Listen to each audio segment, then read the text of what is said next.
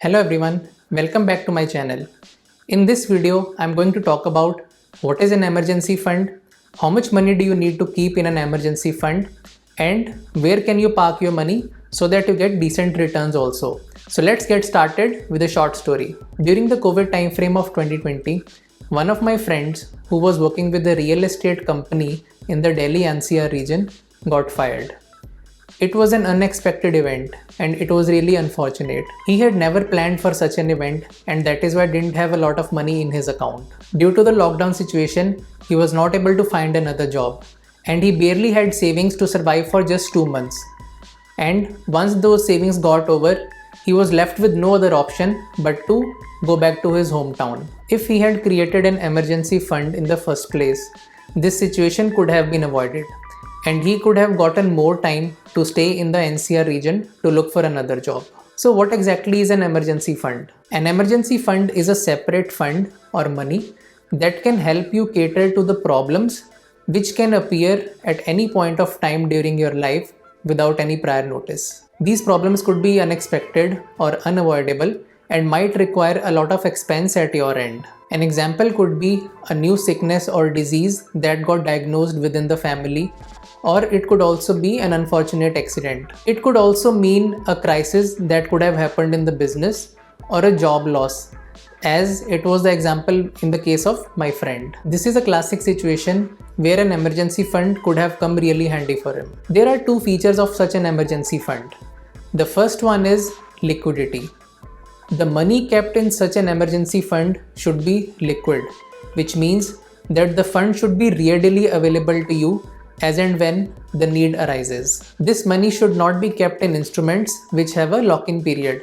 For example, PPF cannot be considered for an emergency fund because it has a lock-in of 15 years. So that's the most important feature of an emergency fund. That is, it should be really liquid. The second important feature of an emergency fund is that it should not be volatile. An example of volatile instrument would include any sort of investment which is done in equities. So any sort of shares that you hold or any equity mutual funds, they are really volatile because of the varying nature of the market. To fulfill your immediate need, you would not want to break your investment in shares or equity mutual funds because it is possible that whenever this need arises, the market would have taken a dip and that is why it would mean a huge loss for you. And that is why, to ensure that you have a cushion against such uncertainties, this emergency fund should be built. Now let's understand how much money do you need for an emergency fund.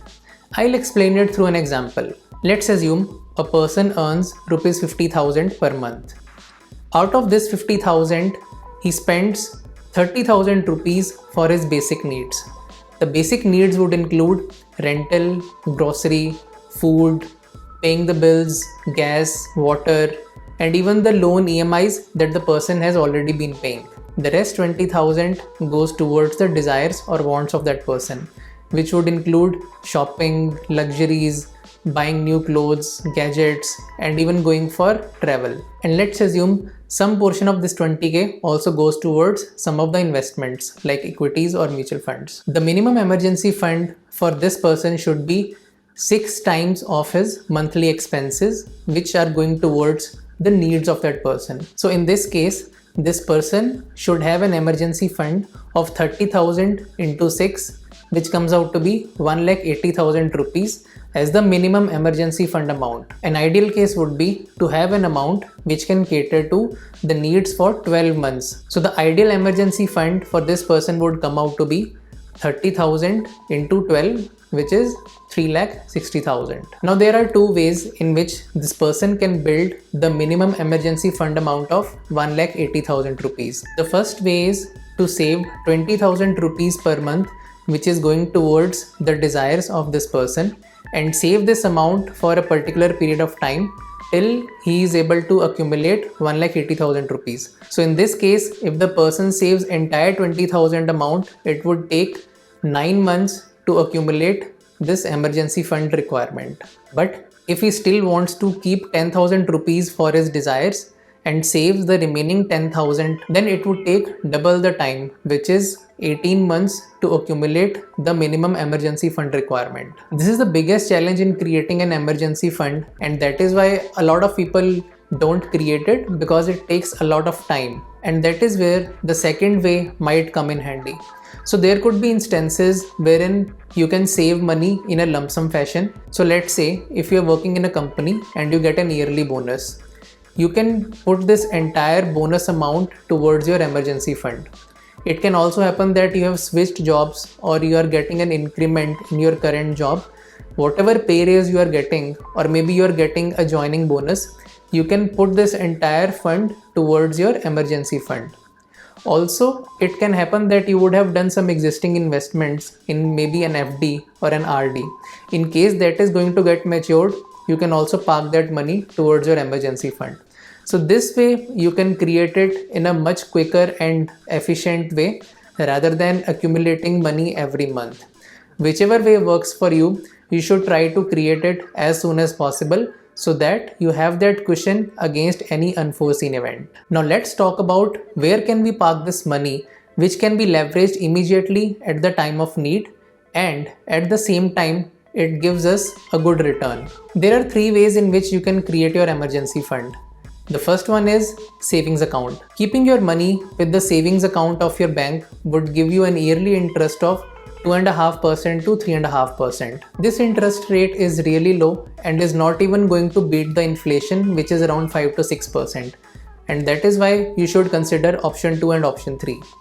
The second option to keep your emergency fund is fixed deposit. A fixed deposit these days gives an interest in the range of 4.5% to 5.5% per year. In case of an emergency need, you can just get this amount into your savings account at the click of a button by breaking your FD. The problem with such a thing would be that you'll have to incur an exit load of 1% on the return in case you break your FD prematurely. Also, the interest would be taxed as per your income slab. So in case you're a person with high income and fall in the 30% tax bracket, a 5% return on FD would eventually mean 3.5%, because 30% would go in the form of tax. The third option could be keeping your money in the liquid funds or low duration funds, which fall under the category of debt mutual funds. These debt mutual funds give you an interest in the range of 5% to 7% per year.